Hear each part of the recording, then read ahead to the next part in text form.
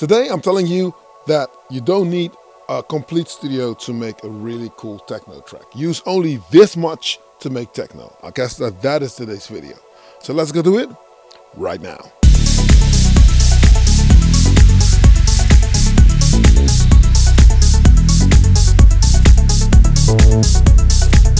Hey, check it out, I'm Analog Kitchen and thank you for checking out yet another video. Now, if this is your first time here, don't hesitate to click subscribe and hit that notification bell.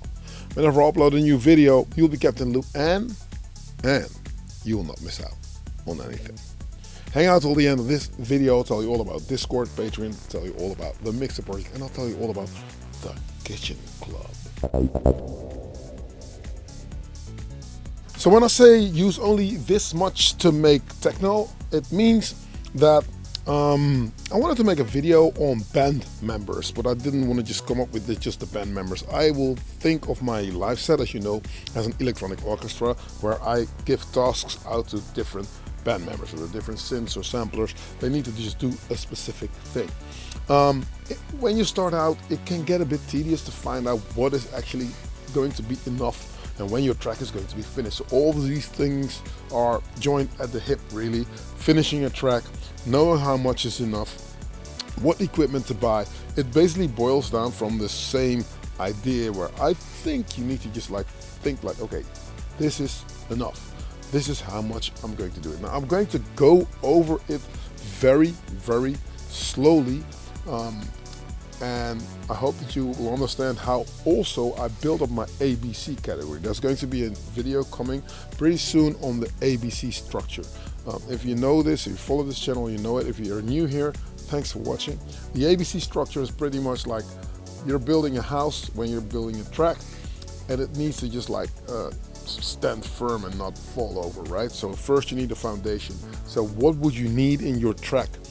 That would be the pivotal sort of ingredient that you cannot do without, like kick drums and stuff. Then you slowly build it up. So the further you get into your production, the more it's going to be your sort of signature sound, but you always have to think when I get to this next level, do I really need this? Does this really need to be in there? Now, it's easy sitting behind a DAW and working it that way because you just simply click delete and it's gone and you just try something else. When working with analog synths, it's pretty much a different idea because, once you bought that synth, you have to make it work. And we all suffer from gas. We all try to just buy stuff, and then in the end, it just doesn't work out. My setup has changed so many times over the last years, and it's a cool thing because I don't think you need to have a setup that is set in stone. At the same time, though, wouldn't it be cool to make a track that sounds a bit like the tracks out there? And when you're doing a DAWless set, now all of a sudden there are extra, how shall I put it? There's an extra level of difficulty that's involved here, right? Because you now have to beat the record, you have to mix the record, you have to arrange the record, you have to perform the record. There's so many different things that a regular DJ or performer just does not do. Well, we do it, they do it, but we have to do all those things at the same time. So wouldn't it be cool to just know this is going to be an ingredient that I'm going to use and I'm going to build on top of that. Now, it's sometimes easier said than done as you progress and as your adrenaline starts boiling, and if the crowd responds or the sound system is different or whatever situation you might just find yourself in, you'll see that you really need to stand firm and believe that what it is that you're doing is actually going to be a cool thing. You're a drone pilot, you're flying a drone, you're sticking it out there, and you need people to understand what it is that you're doing. Now, a lot of people get carried away. A lot of people think to make a track work, they need to add more stuff. Other people think, I don't know what I should do, so I'll just pretty much stay here with the bass drum and the bass line. So that also doesn't work. So when is enough enough?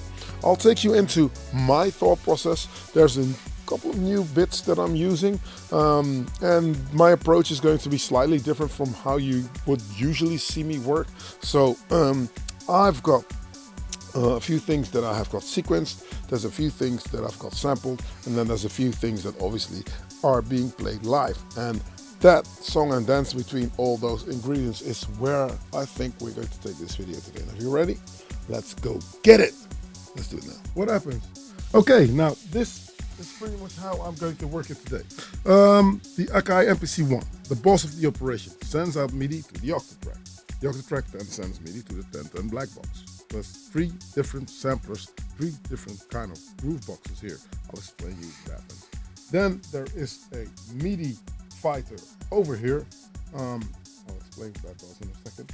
The Blue Sky is 1 pedal, digital delay DD7 is 1 pedal, and there's a Midas DM12 mixer, and then there's the almighty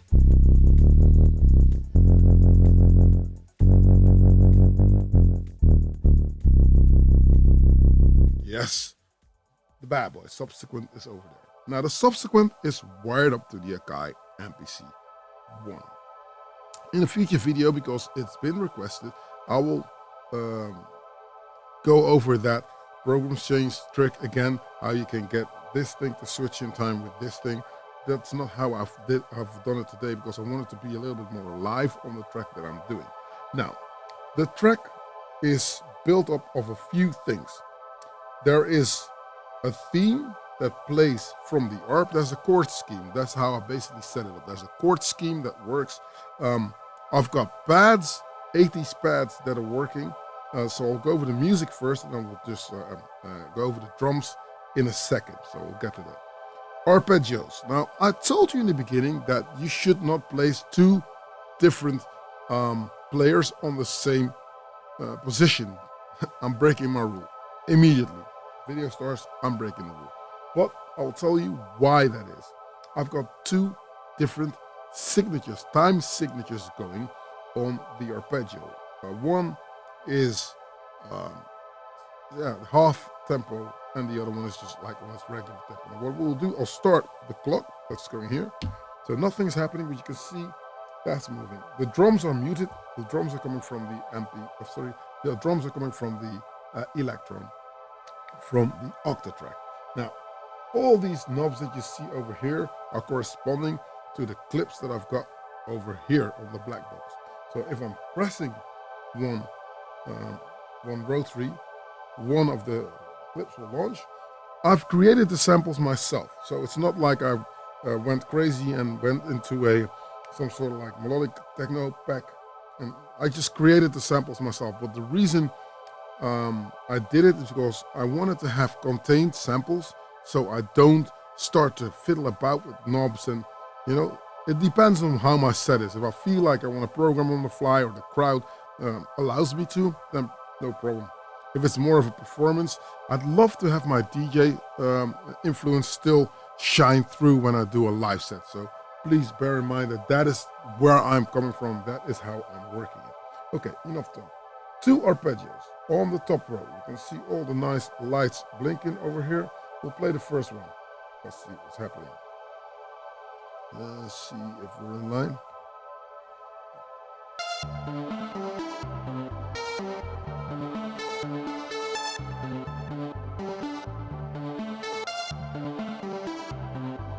Now this one plays on a 16th, right? Like ta ta ta ta ta ta ta ta ta. There's notes everywhere. Cool. Next to it is the other one. When you play them apart from each other, they'll do something different, but they will match up nicely. Listen to this.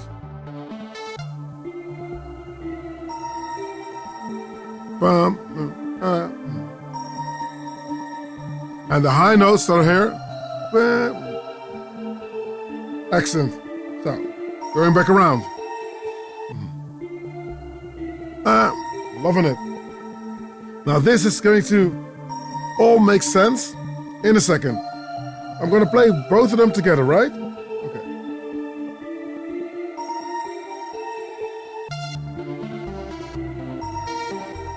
And there's filter on them as well, so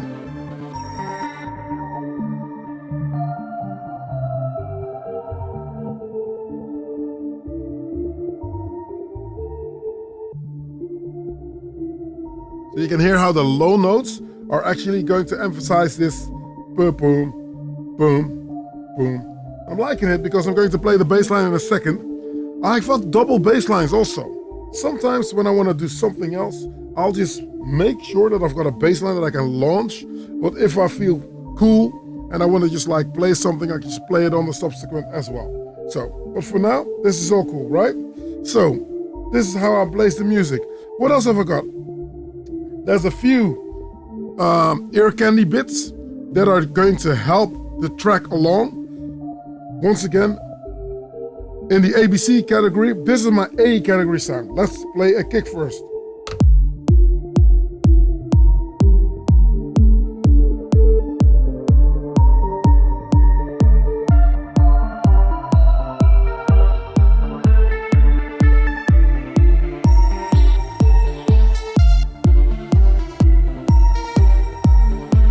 Kick is firmly sitting on track number 1 on the octave track. Now, let's see if we can play around with a small crash.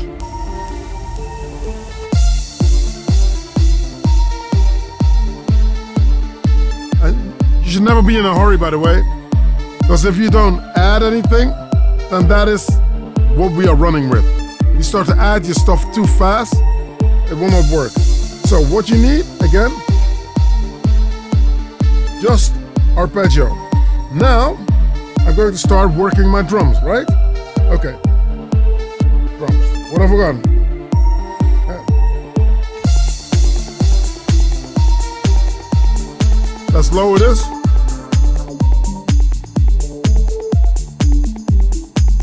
I will quickly go over what I got for drums. I've only got 4 tracks mapped, yeah? So, obviously first is the kick. And the crash is coming from the 10-10. Then next to it is a chopped up loop. So basically I just found a loop and I just chopped everything up. And the next one is a clap. Just a small clap that has to feel like it's sitting inside of the loop. I don't want to hear different things that you can easily place them apart, right? That's not what you want. So listen. It's almost as if this clap came out of that loop. It's not, but that's how you have to look for sounds. They have to work together. Otherwise, it will not fit into a category. Okay. With that kick. And there's another loop that I've played. Let's turn off that crash for a second. So there was this loop that had a lot of high information. I chopped it up, so I like to just slice my loops and play something different with them, so I can get more control. It's also easier if the time stretching doesn't really do a great job. That if you got sliced samples, obviously they'll just move when the grid extends and contracts, and the sample has to be elastic, and sometimes it doesn't really work out that way. Okay, I've got reverb sitting there. The rest of the drums go back in, like so. Now I'm going to play the filter.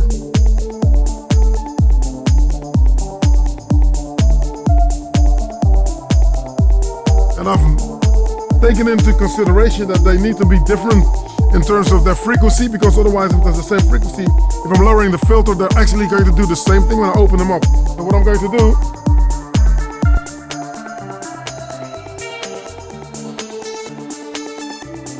let's play the pads.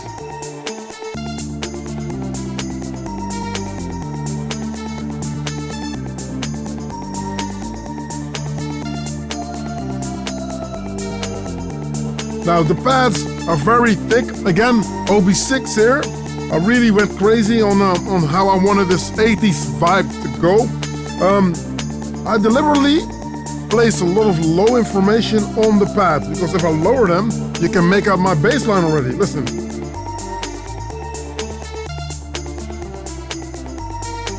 That's what I love. So you can hear the bass line playing already. If I play it with a sub.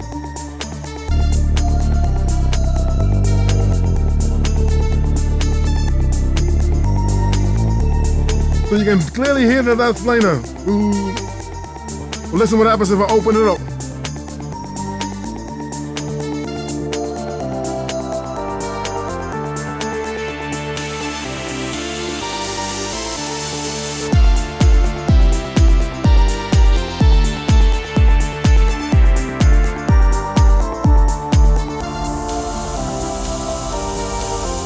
There's a little bit of an effect and a crash.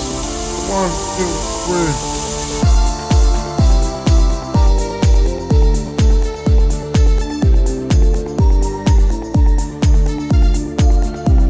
Now I've got 3 loops sitting also on the Blackbox because I'm not sure if I want to go a little bit in more progressive house, if I want to go more melodic techno, or I want to go just like retro 80s. So I've got a few loops. Yeah, let's take out those arpeggios. Let's do this. Very 80s Lindrum kind of vibe.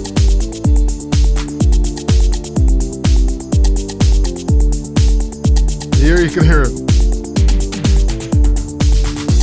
So obviously, very 80s. And that's when the synths are really going to start to shine. I'm going to play my arpeggios again. 1, 2, 3, 4.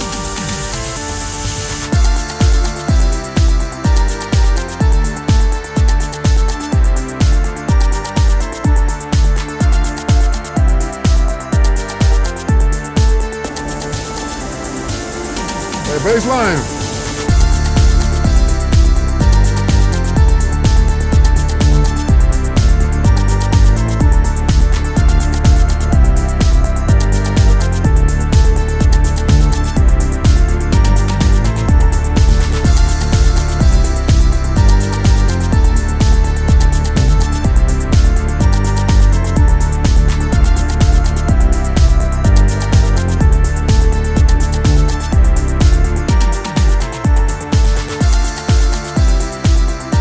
Got a bass line here also that I'm going to trigger. And what I've done, got a riser playing at the middle of the break.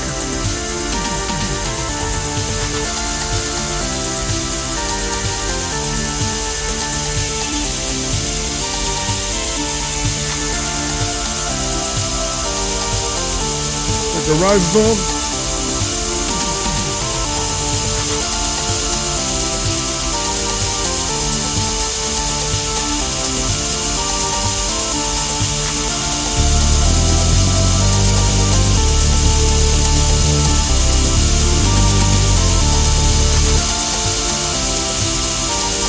Building it up, building it up.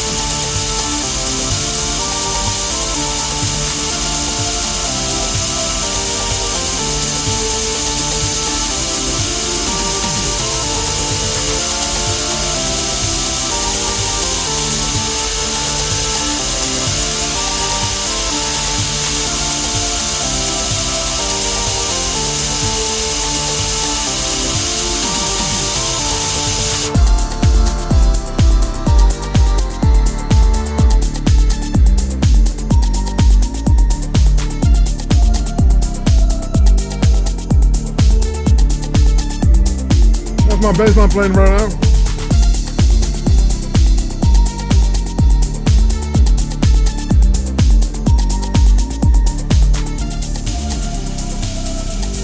Now I'm going to take the Arps out, the pads out, and play a vocal bit.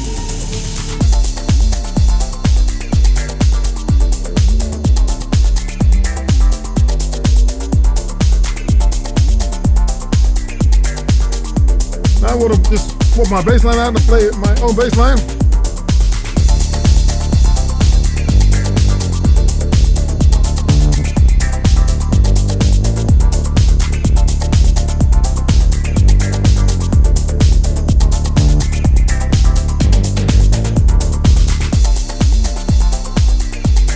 And now I've got my hands free to do something else. But that's all you need, basically. That's all you need. Nothing else. Okay.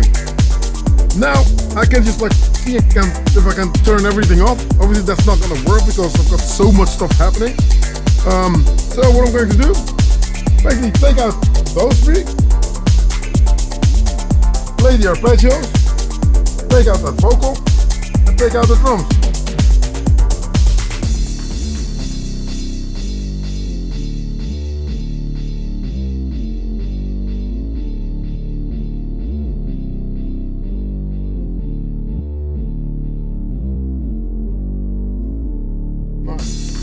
Take out the drums except for the kick.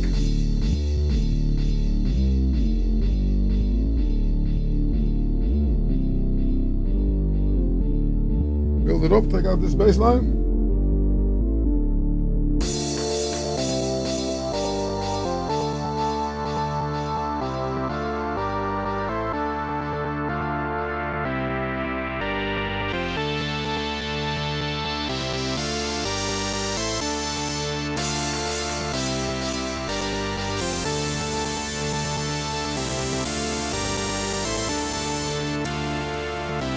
I'm placing some reverb on there. Reverb and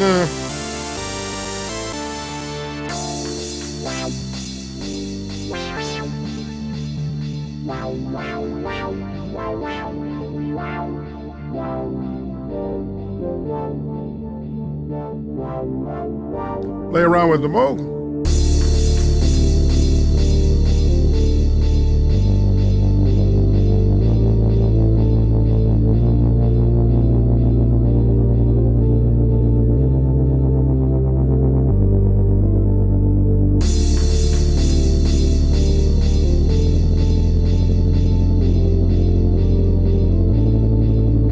Play an alternate chord scheme and land on that root note and filter it up.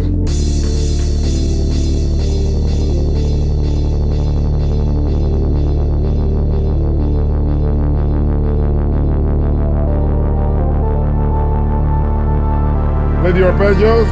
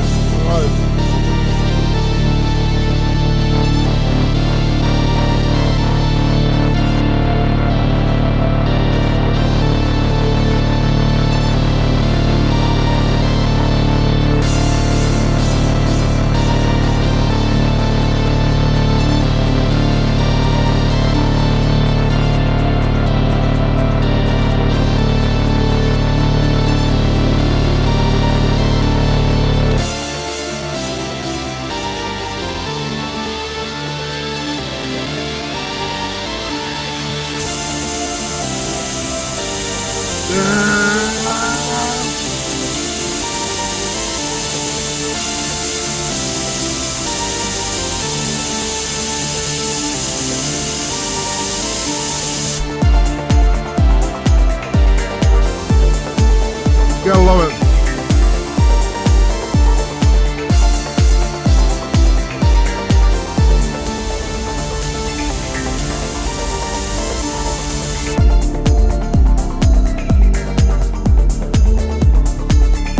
And I'll try to just like keep it in an infinite loop, basically, you know? Don't want to go too crazy. Don't want to just like try and work stuff differently. No, I just want to just like stay within that same loop, you know? Okay, let's listen to my bass line that I got right here. I got a kick.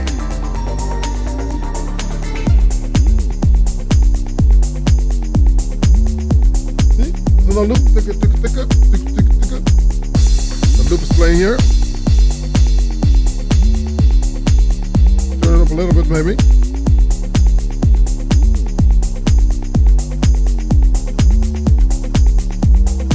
Now listen, if I want to make it more 80s, I'm gonna play that 80s loop, sitting next to it. 1, 2, 3, go.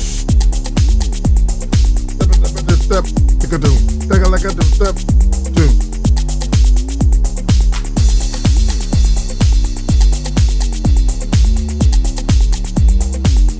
Shaker next to it.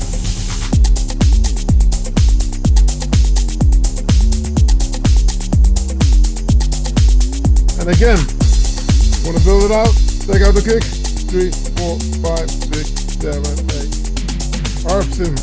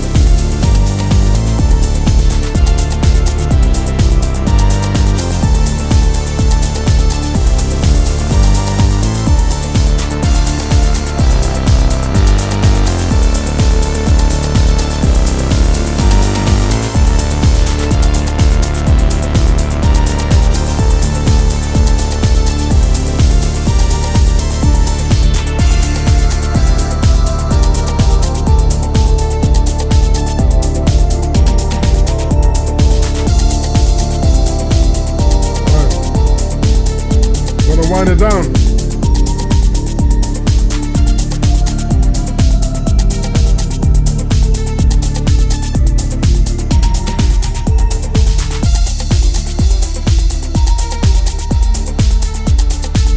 Yeah, what's not to like here, right?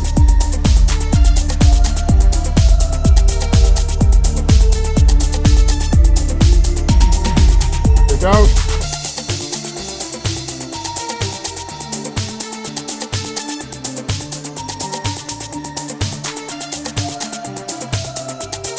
Then you build your transition, go to a different track.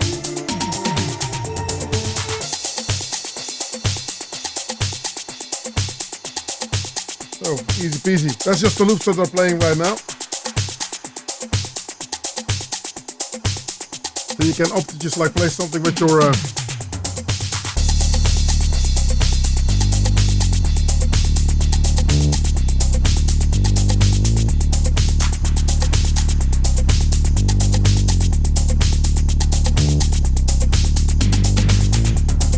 Now let me tell me something about this bass line. I'm playing a reggae type bass line because it's very half tempo, but because of all the drums, there's a lot of stuff happening in my drum department. I can take stuff out and go over it one by one.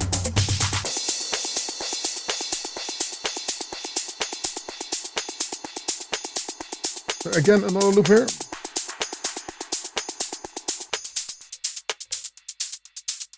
Just a shaker. But on top of this,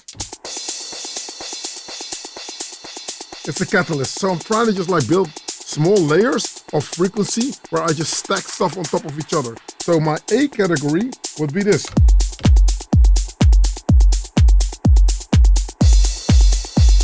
The crash is playing constantly. I got it on the loop. I think it's a bit on the loud side, but I mean, you don't notice it once everything is playing, but let's turn it down for now on my mixer page here on the 1010 Blackbox. Take it out, go. That's a little bit more moderate.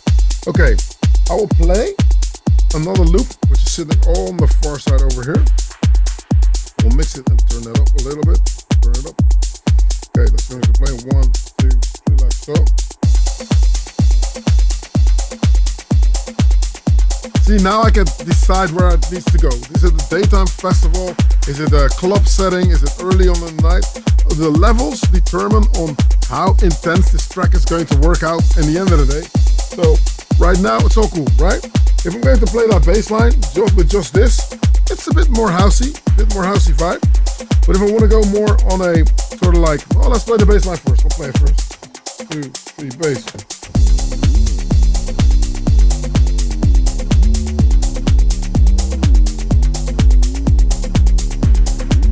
It helps to play slides on the bass line. I hear it gliding. Now a different vibe would be obviously the sound that I got right here. I'm gonna turn this off, switch those loops here, right? Take out, take this off, this can be a transition, right? For you to go into a different track, different key, whatever you like. So you can hear that you can have a new idea on the same track already. See, every time the crash is going to line up with where the loop is going to do that little drum roll, thumb roll I should say. So, yeah. Okay. Arps again. Let's play one arp so you can hear how it works.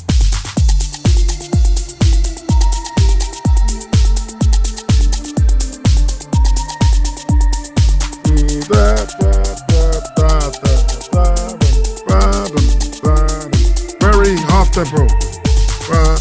So the accents are always on somewhere else.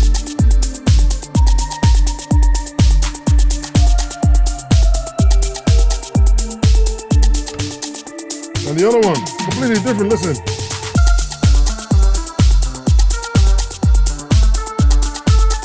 But this one works better with this 80s loop.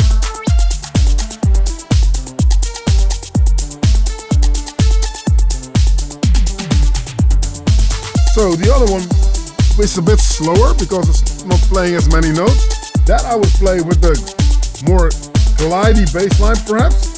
And this one I can play when I'm playing my own subsequent lines. So try this again.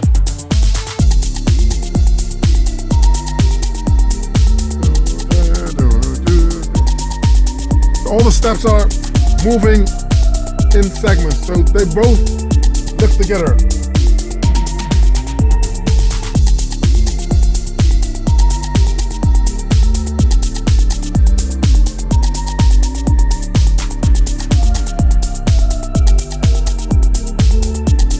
And now I'm playing something else.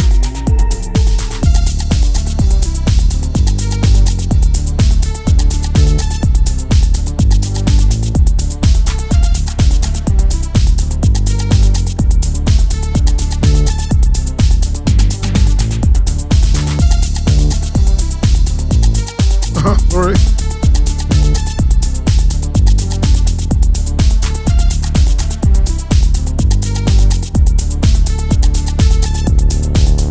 Let it pass.